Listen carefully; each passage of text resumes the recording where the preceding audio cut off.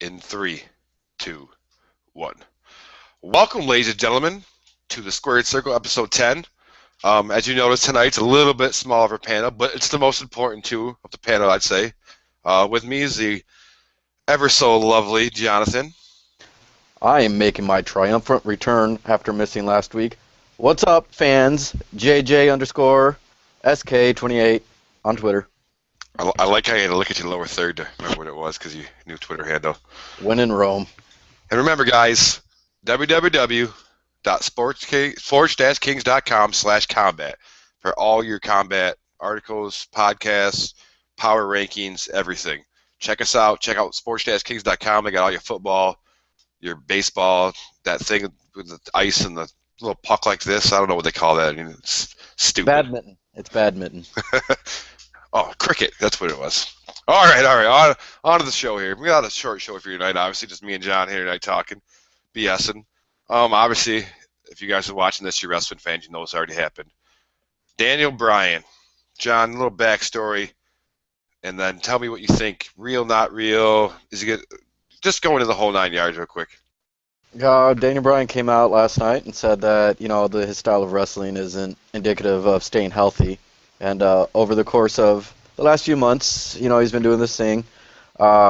He's gotten a pretty bad neck injury. Turns out, I've been reading up on it on Twitter. It's a minor neck break, which I'm completely flabbergasted that there is a such thing as a minor broken neck. But when in Rome.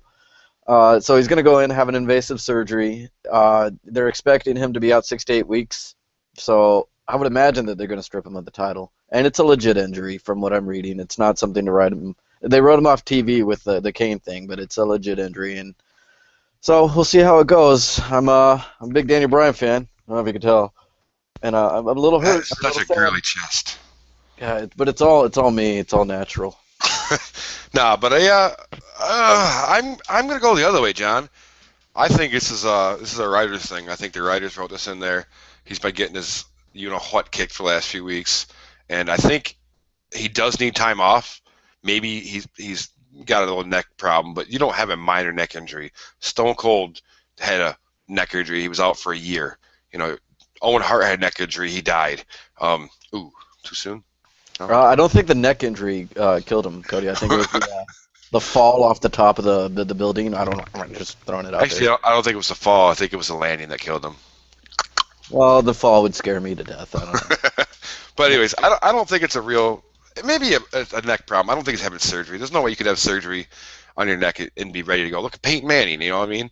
Just stuff like that. All these neck injuries that I don't feel like they could be done and be back to wrestling ability in 6 to 8 weeks. I think they're writing him off. I think with his father dying, the fact that, which we'll get to next, the Shield and Evolution is going so over right now. They want to give them a spotlight and give Daniel Bryan some time. I don't think they're going to strip him of the title.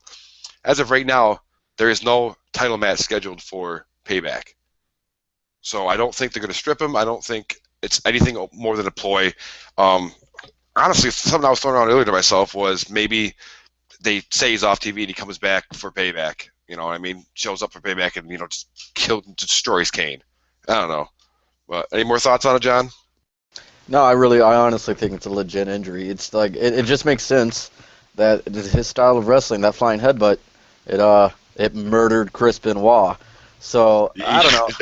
Is that two dead wrestler jokes in the first 5 minutes of the podcast? We should just do it one-on-one more often. That's a sex joke too for you keeping score at home. All right. No, but, I think it's a real surgery. I could see them just taking their time with it, keep him out until SummerSlam, then have a big push. The other thing to note here is, too, if they strip him of the title, Daniel Bryan has never legitimately lost the title in a match, except for the Money in the Bank thing, but that doesn't count. I don't count that. But, yeah, I'm just saying, he's awesome, and he's never actually been beaten fairly for the title. All right. So CM now that Punk. CM Punk got scheduled appearance, by the way, Thursday at May 17th, whatever, Friday, Cubs game. He's singing national anthem or something. Anyways, next subject. We talked about it a minute ago. Evolution and Shield. John, holy crap, are they both going crazy right now? They are over. It's the only thing really happening in the WWE, I'd say. I feel like there's nothing else happening besides those two. I'll give a little backstory real quick. Obviously, they fought at the last pay-per-view there. Extreme Rules, and Shield won. Evolution challenged him again. Obviously, Shield accepted. It's just been chaotic. You know, Batista versus Seth Rollins one week, Batista versus Roman Reigns this week. It's just a big fight. I think they're doing an awesome job with these two factions. These are the most two dominant factions we've seen. We haven't seen factions like this that are these strong and so over in years, and I love it. I think it's great. Finally, I can say they're doing something right. So, John, what do you think about the whole Evolution Shield thing right now and how it's working or not working? If you believe that. Well, I really didn't think that the Shield would get over as baby faces, but lo and behold, you get a great, strong core group of guys to make them look great, and that's exactly what they're doing. I'm a big Triple H guy, and I think he hit the nail on the head, even though he's cutting a heel promo, that he built these guys, and now he's in a program with these guys, and they're just making everybody look great. Even Dave Batista, I mean, he's growing a beard. I just when you don't, ooh, I hate Dave. Let's not go there. He's already gonna. If you ever watch our podcast, he's already gonna kill us enough with the skinny jeans jokes. But he's they're even making Dave look good. You know, he's the one that's losing these matches, but they're doing it in an entertaining way. And it's hard to keep a good feud going with six people, but they're doing it, and I love it. I think it's the best thing on TV, like you said. It's the only thing. And you think it's the only thing because it's the best. It's the best it's been since Daniel Bryan's Yes Movement. Well, no, it's good, and I also like how they're like, on like the main event or the house shows are thrown in, the Shield versus the Shield versus the Wyatts, or the Wyatts, or like one member, John Cena and the Shield versus the Wyatts and one person. I mean, I like how they're just combining all the top characters right now. Because Daniel Bryan's gone, and he's not going to be around for a while. We don't have that one guy. And it's going to be different, I think. It's a different take on what's going to happen. That's the first time, really, that I can remember in a while. It's something we're focusing on something that's not a championship, really. That's like the main thing. Besides the streak, let's not even get to that because that doesn't count to me. But I don't know. I think WWE's doing a really good job with Evolution Shield. I still think the Evolution is pretty much just here to pass on the faction torch to the Shield. I think Batista's gone in June. Randy Orton's obviously going back to being sales wrestling, and hopefully Triple H stops wrestling and goes back to the CEO thing. So I think it's just pretty much Evolution is doing what they have to do to put the Shield over, and I think they're doing a great job at it. But we'll talk about the next thing real quick. You want one more? Before, yeah, I don't think it's that. I think it's more they're using Evolution to set up a match between Triple H and Roman Reigns at SummerSlam. I think I read in the beginning, like 2 or 3 weeks before Extreme Rules, that's the whole point of this, is to set up this huge marquee match that's going to put Roman Reigns over. Well, it's still put the Shield over at the same time. So yeah, they're all going to get put over, but this whole feud's for Roman Reigns. But eventually, which we'll get to him later, he's in a superstar spotlight like Triple H. But eventually, Triple H has to stop wrestling and start being just a COO, does he not? Oh yeah, totally. So we'll get to that. We'll get to that in a second. We'll go to the next subject real quick. We're gonna move right along tonight. Make this short and sweet for you guys tonight. This guy, Adam Rose, this little party, Russell Brand or Russell, whatever his name is there. Yeah, Russell Brand Simmons, whatever. I don't know. It's just stupid. He just dances around, and now they're starting to feud with him and Jack Swagger. John, what do you think about that? Adam Rose is actually a pretty good wrestler. He is a great wrestler. That's the problem. He's been wrestling for 12 years or so, on and off in different circuits. He's a tremendous wrestler. Why would you give him this gimmick? I don't know, man. It's just, I don't know. I mean, the kids, the music, it's catchy. Kids are gonna want to be like Rosebuds, and I mean, it's catchy if you're 4 years old. It's just a horrible gimmick to watch if you're an adult fan. I think the only people it's catchy to is the 18, 19, and 20-year-olds who can't get into a club yet. Yeah. I mean, that's it. It's horrible. And I'm not even going to watch a match, and he's probably going to put on a tremendous show, but I'm going to be so overwhelmed with the stupid gimmick, his little prance around he's going to do. It's off-putting to me.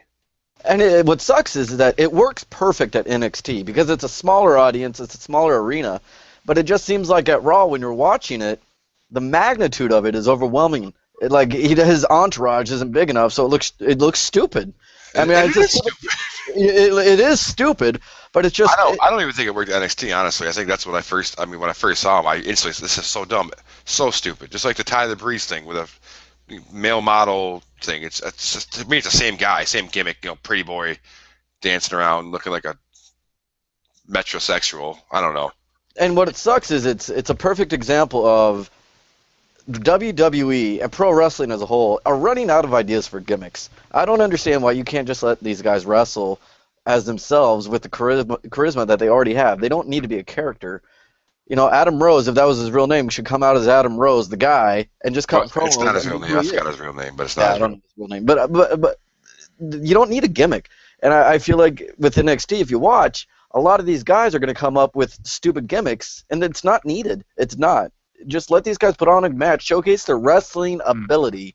Look at somebody like character. I mean, the last example we really have of that is like a Cody Rhodes or a Ted DiBiase Jr. Before the Legend Killer. When they first came out, they came out as Cody Rhodes. You know what I mean? And they were great wrestlers.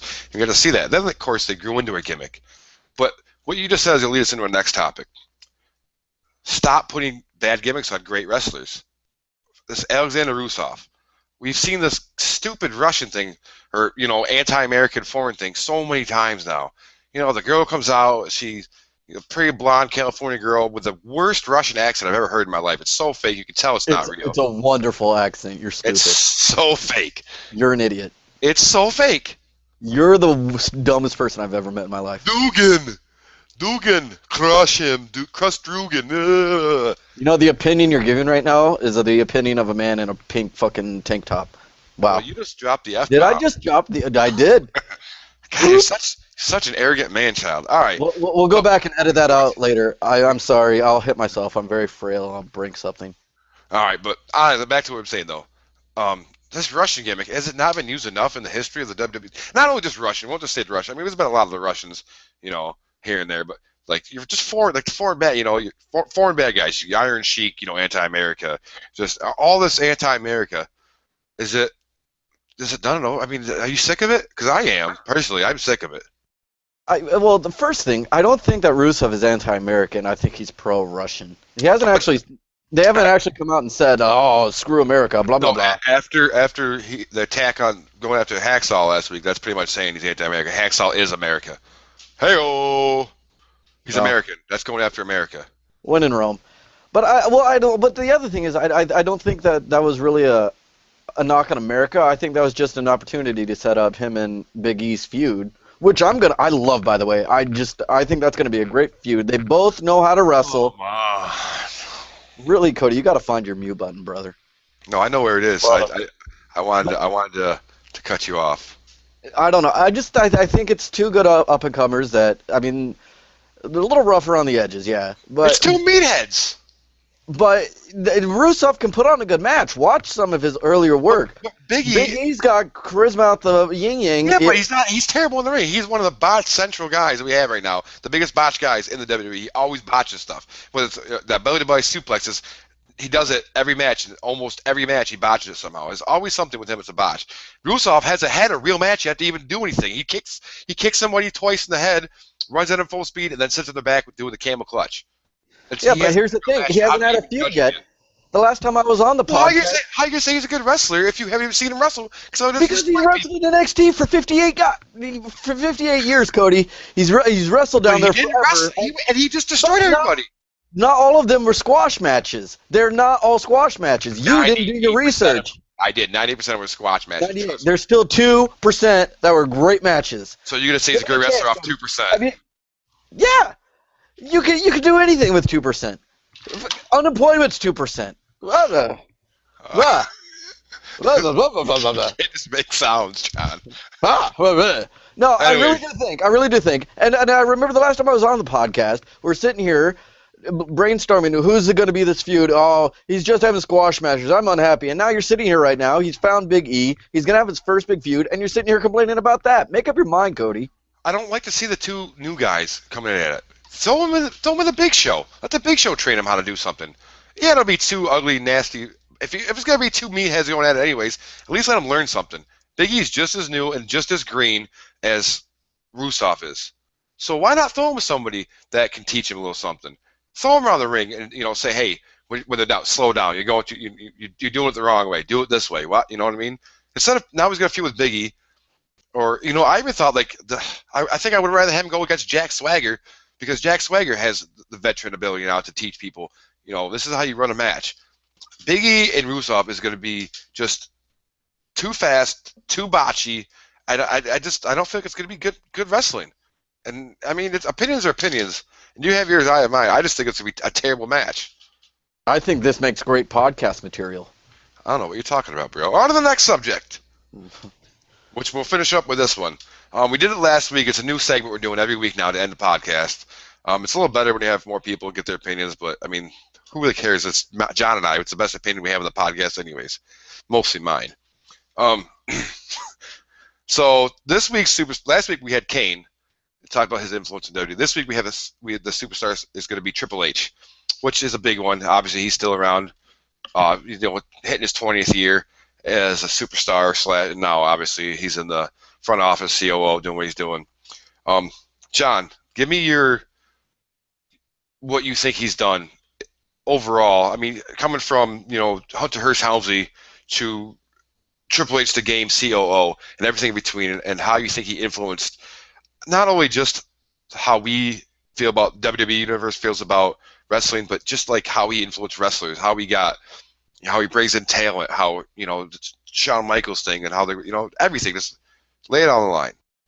Well, I think he's one of the top 5 best wrestlers of all time. His in-ring ability speaks for itself. The man can tell a story better than 99% of the wrestlers in WWE history. And I'll agree with you on that one, which we'll never agree again. So everybody might write this down. Definitely top 5 wrestler of all time. He earlier in his career, once he was established, like I want to say 2000 to 2005, not very good at putting young guys over. But he is now. I mean, people forget that when they were going to make Curtis Axel a big thing, he lost clean to Curtis Axel. So he's been putting these guys over, and what he does outside of the ring is monumental. Almost the entire NXT Performance Center at Full Sail University is Triple H. Now, he's made some bad calls, bringing back Bautista and all that. But I think for the most part, I don't think WWE would be the entertainment spectacle that it is today without the likes of Triple H. In the ear of Vince McMahon with a younger, knows what this audience want mentality. And I think that he's done an amazing job, and I think he's a great guy. And I'm a big Triple H guy. All right. Well, I mean, there's a few points I agree with you on. Obviously, he's the top 5 wrestler of all time. In ring, he's a next level guy. You can see it when that 6th gear kicks in, and he just shows it's art. What he does, it's just art. Just his fluidity, how he's a top 5 wrestler of all time, if not top 3. I agree with you on that. I agree with you that he came from nothing. I mean, he was not only a bottom feeder, get in there, get your butt kicked for the next 6 months. He finally worked his way up to getting a shot at the Intercontinental title. Then, if you remember right, the Madison Square Garden thing with the Click. Remember that they all fought. He was a huge deal. They all fought each other, and then it was a house show. After it ended, they all embraced each other, which you never back then. You couldn't make a heel and a face ever, shake hands or hug or anything. So, and that was right when Diesel and Razor Ramon were leaving. Yeah, they were leaving to go to WCW. So, and Shawn Michaels was the guy. So Triple H took all the brunt. He took the brunt of everything. He got pushed back to nothing. 3 months to nothing, and he worked his way out of it again. Brings it around to Triple H the game. Amazing wrestler again. Brings the ball back, tears his quad off his bone. Just you could see it, and you watch the video, you watch it rip and just fold up his leg. He wasn't supposed to walk after this, let alone wrestle again. 8 months later, he's back in the ring. Amazing. So I'm going to say right now, Triple H is top 3 wrestler of all time. I agree with you on that one. I love the guy as a wrestler. And if it would just stayed as a wrestler, I'd be okay with it. What Triple H does wrong to me is this. He's a COO now, obviously. He married Stephanie McMahon. He's great at it. He's great at bringing a tail. NXT, like you said, that's gigantic. We've never had a developmental thing like NXT. It's just huge, and it really gives us a chance to see the next level guys now without having to go to one of these CCW shows or what I mean, some other backyard wrestling that we see him live on TV now, which is great. What irks me so much about Triple H is his gigantic freaking ego. And yeah, maybe he's earned it. Maybe he can have a big ego. And I can't say if I was in his shoes, I wouldn't have a big ego either. But Triple H's ego is so gigantic that he can't stop wrestling. He can't stop putting himself in the spotlight. He did it with Daniel Bryan for the Daniel Bryan thing. He's now doing it with Evolution and Shield. It's all about Triple H. You know, we wouldn't have stupid Batista back if not for him. He only brought him back because he said, "I'm Triple H. I can bring back whoever I want to."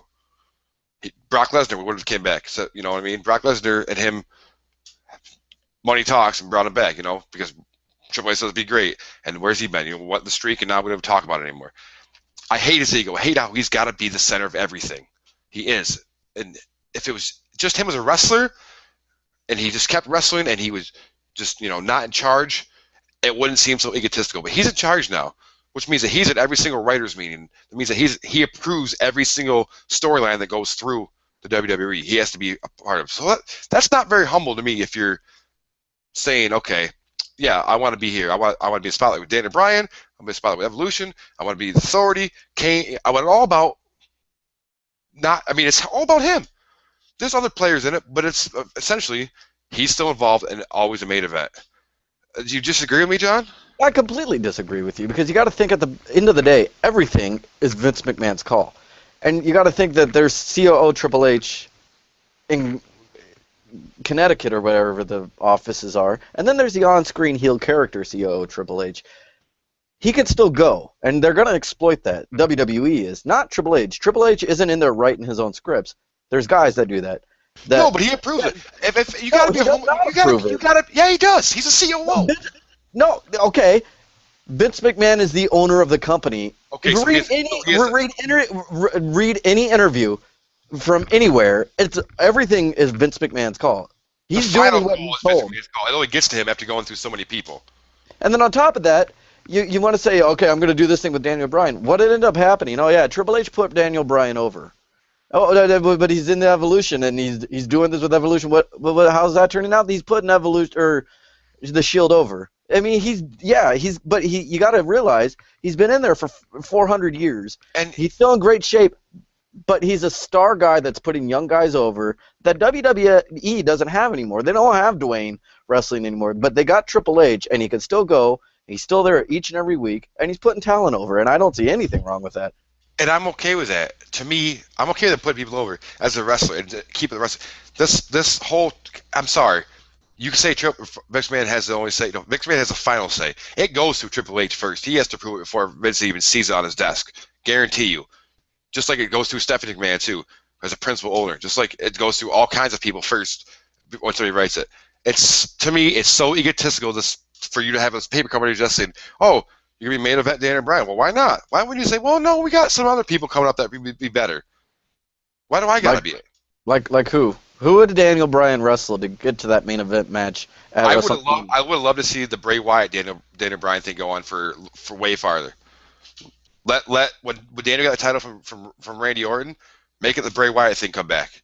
Or not. So you're telling me just a one-on-one match at WrestleMania for that main event spot would have meant just as much if it had been Daniel Bryan versus Wade Barrett as it would have. You know what I'm trying to say? Not at WrestleMania. No, I'm talking about the WrestleMania thing. That's what I'm talking about. What are you talking about? The other thing is, too, it wasn't Daniel Bryan versus Triple H for those 6 months. It was Daniel Bryan versus the Authority, which is the whole corporate thing. Let me ask you one question. Which comes down to Triple H representing the Authority. So, here's my one question. Back in the 90s, during the Attitude Era, did you think Vince McMahon was egotistical for having an on-screen character and still running the show and approving everything then? Because the exact same thing. It's a new Vince McMahon from the 90s. But he would back off when somebody he realized Stone Cold was having this huge spotlight, and he would go away for 8 months at a time. Triple H has just still been here, and I feel like I don't mean he's egotistical because he's wrestling still. I mean it because he's seeing it. He's not being humble about it. He's not saying, okay, I should probably either not do the Authority thing and just come back as a wrestler and do incognito COO, or just be the COO and let other guys put people over. John Cena's still putting people over left and right. He's putting Bray Wyatt over like crazy right now. Randy Orton could have put Daniel Bryan over if they would have let him, just like Triple H did. But they didn't let him. They made Triple H the main guy and Randy Orton just a back figure, which is terrible because Randy Orton is he is a top 5 wrestler to himself, and he's not getting any love at all right now. I don't know about top 5 wrestler. Well, That's why your opinion doesn't matter. Well, But I could anyway, leave this podcast and you could just talk to yourself right now. well, it's a good thing that we're ending it then because we about hit the time. Once again, a heated discussion about the superstar spotlight. Um, Tune in next week to find out who the superstar would be. We're not going to discuss it yet because it's a secret and it's awesome. Make sure you check out www.sports-kings.com/combat. Hit us up on Twitter at SKRingKings. I'm Cody. It's Ring Kings SK. Ring Kings SK, my bad. There's so many handles and whatever, we have, but anyways, we have lots of articles. We post every day, rumors, power rankings we've been doing, bunch of stuff. If you like anything wrestling, MMA, or boxing, check us out. I'm Cody White at W30. Always the infamous John. One more time with your handle. At JJ_SK28. Thanks for watching, guys. It was fun. Hey, it was a good one. Make sure you tune in next week. Try to keep it sweet or short and sweet and a little new material every time. Hit us up on Twitter. Ask us any questions you want to know. Till the next time, guys.